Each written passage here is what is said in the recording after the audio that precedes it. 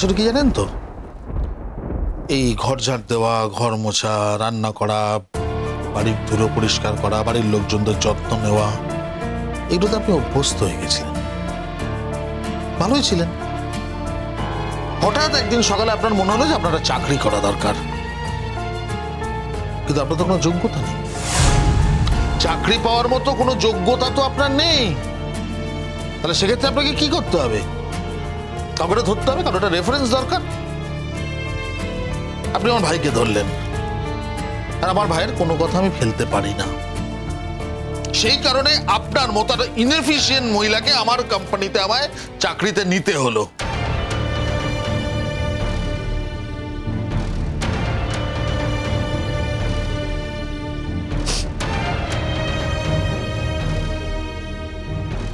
একে তো নিজে কোনো কাজ জানেন না, দ্বিতীয় কথা পাংচুয়ালিটি বলে কোনো শব্দ আপনার অভিধানে নেই। আজকে দ্বিতীয় দিন আপনি দেরি করে চলে এলেন। না, এরপরে কি ভেবেছেন? মানে কি হবে, চাকরিটা চলে যাবে, তারপরে আপনি আবার আমার ভাইকে বলবেন, আমার ভাই আমাকে আবার বলবে, এবং আমি আপনাকে চাকরিতে রেখে দেবো? ভেরি সরি, ভেরি সরি, এটা বারবার হতে দেব না।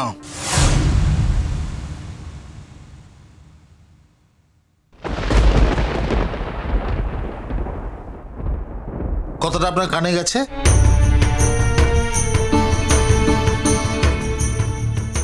আপনারা নিজেদের যোগ্যতা বোঝেন না, দুম করে চাকরি করতে চলে এলেন।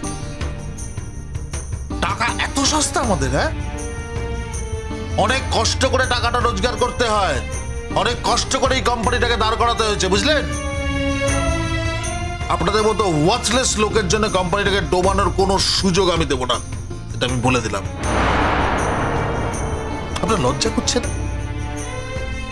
আজকে আপনার দ্বিতীয় দিন, আপনি অফিসে দেরি করে এলেন, না আপনাকে ইন্টারভিউ দিতে হয়েছে, না কোনো রকম যোগ্যতা প্রমাণ করতে হয়েছে এই চাকরিটা পাওয়ার জন্য, অথচ আপনি বারবার বলছেন সুযোগ দিন, সুযোগ দিন, সুযোগ। আরে কিসের সুযোগ দেবো আপনাকে? আপনি তো কিছুই জানেন না। আপনি কম্পিউটারে ভালো মতো কাজকর্ম অব্দি করতে জানেন না, তাহলে আপনি করবেনটা কি? কি করবেন? ঘোড়ার ঘাস কাটবেন এখানে বসে? ওকে স্যার, ওকে, আপনি যা ভালো বোঝেন তাই করুন। আমি যা ভালো বুঝবো তাই করবো মানে?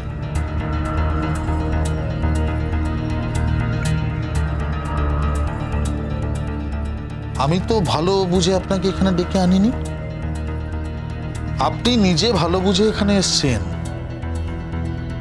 এবং আপনি যে আমার কোম্পানির ভালো কিছু করতে পারবেন না সেটাও আপনি খুব ভালো করে বুঝছেন। তো চলে যান, হ্যাঁ আপনি চলে যান। আপনাকে এখন অব্দি আমি কোনো অ্যাপয়েন্টমেন্ট লেটার দিয়েছি কি? দিইনি। আপনার সঙ্গে এখন অব্দি আমার কোনো জব কন্ট্রাক্ট হয়েছে? হ্যাঁ, আপনার প্রতি আমার যেটুকু দায়বদ্ধতা, বলতে পারেন যে আপনি দুদিন এসছেন, আপনার একটা গাড়ি ভাড়া খরচ হয়েছে, একদম চিন্তা করবেন না, আমি অ্যাকাউন্টসকে বলে দিচ্ছি, ওরা আপনার কনভেন্সটা পে করে দেবে। থ্যাংক ইউ স্যার, তবে আপনার কনভেন্সের আমার কোনো প্রয়োজন নেই। আমি ভিখিরি নই sir. Sorry sorry sorry to bother you sir. আমি কাল থেকে আর আসবো না।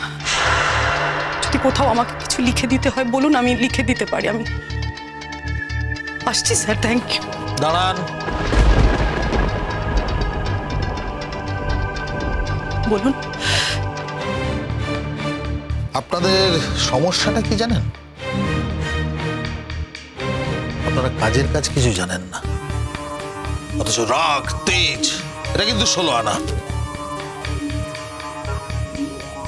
আজকে আমার দুটো কথা শুনে মুখের ওপর কাল থেকে আসবো না বলে বাড়ি চলে যাচ্ছেন। একটা কাজের জায়গায় নতুন লোক আসতে যে সময় লাগে সেটা অবধি জানেন না, তার জন্য একটু সময় দিতে হয়। না স্যার, আমি আপনাকে আর বেশি বিব্রত করতে চাই না। সত্যি তো আমি তো কিছু জানি না কাজ, আমি তো কোনো কাজ পারিও না। কেন আপনি আমার মতো মানুষকে পুষবেন বলুন? স্যার আপনি আপনি ঠিকই একটা লোক খুঁজে পাবেন। আমার মতো একটা ওয়ার্থলেস মানুষকে রেখে আপনি কেন আপনার কোম্পানিকে ডোবানোর সাহায্য করবেন বলুন? গায়ে লেগেছে না কথাটা? খুব গায়ে লেগেছে। এই গায়ে লাগা কথাটা যে জেদ বাড়িয়ে নিজেকে কাজের জায়গায় নিয়ে যাবো সেই ইচ্ছাটুকু কিন্তু আপনার নেই। আপনি কি বলছেন আমি চাকরি ছেড়ে বাড়ি চলে যাব, কাল থেকে আসবো না? নিজেকে তৈরি করার কোনো জেদ নেই। আপনি নিজেও জানেন যে আপনি একজন ইনএফিশিয়েন্ট মানুষ, এই চাকরিটা পাওয়ার যোগ্যতা আপনার নেই। কি করবেন আমার কোম্পানি ছেড়ে দিয়ে? কালকে আরেকটা কোম্পানিতে যাবেন চাকরির জন্য, পাবেন, হয়তো বা পেয়েও যাবেন। একে তাকে ধরে রেফারেন্স নিয়ে একটা চাকরি পেয়েও যাবেন। কি হবে সেখানে? সেখানেও তো আমার কোম্পানির মতোই হবে। কোন কাজটা জানেন আপনি?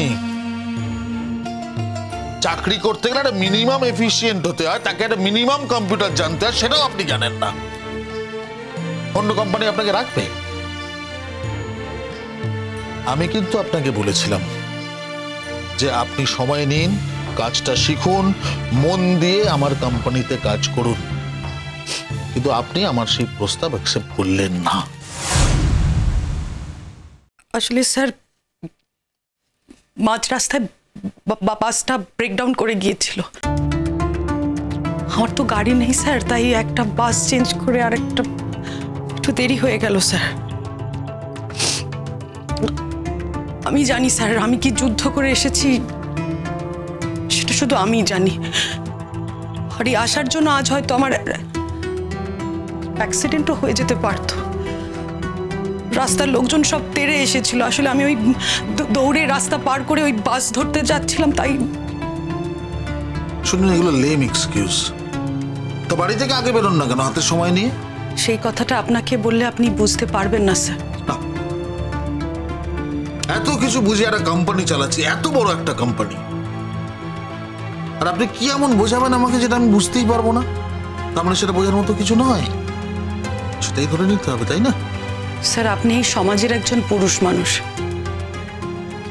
আপনাকে কারোর কাছে আনসার দিতে হয় না।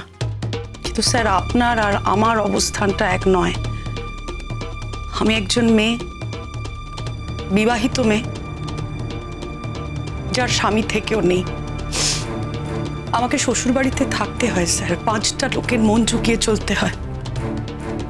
সকালবেলা উঠে সব কাজকর্ম সামলে সবকিছু করে অফিসের জন্য রেডি হতে একটু দেরি হয়ে গেছে স্যার।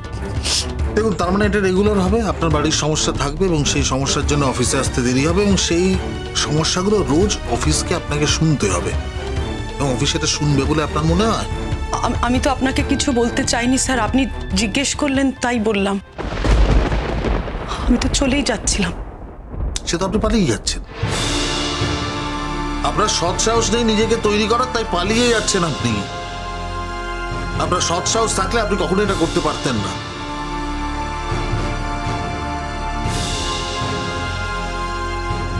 যান, চেয়ারে গিয়ে বসুন।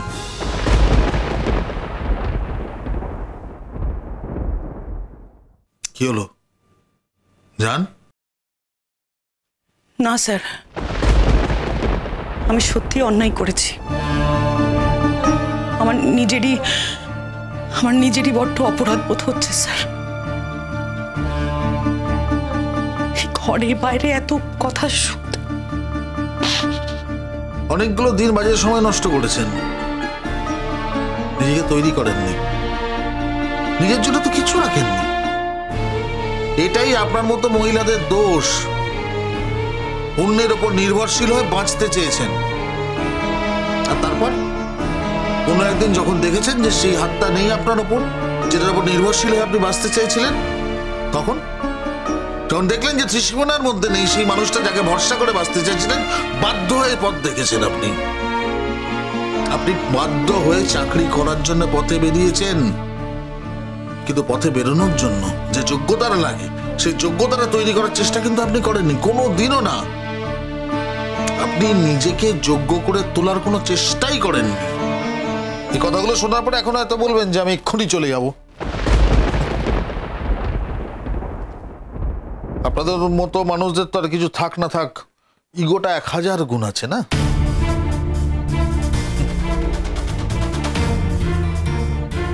কিসের এত ইগো বলুন তো? কিচ্ছু তো পারেন না, কোনো কাজ পারেন না, অথচ ইগো। আরে আগে কিছু পারুন, কিছু করে দেখান, তারপরে তো ইগো দেখাবেন। আর কতবার বলবেন এই একটা কথা স্যার? সত্যিই জানি না এই একটা কথার আপনি কতবার বলবেন। এই একটা কথা শুনতে শুনতে একটা মানুষের যে কনফিডেন্সের অভাব হতে পারে সেটা বোধহয় আপনি বুঝতে পারছেন না। না, এখন তো আমার সত্যিই মনে হচ্ছে আমার দ্বারা কিছুই করা সম্ভব না, আমি কোনো কিছুই করতে পারবো না, কোনো দিনও কিচ্ছু সম্ভব নয়।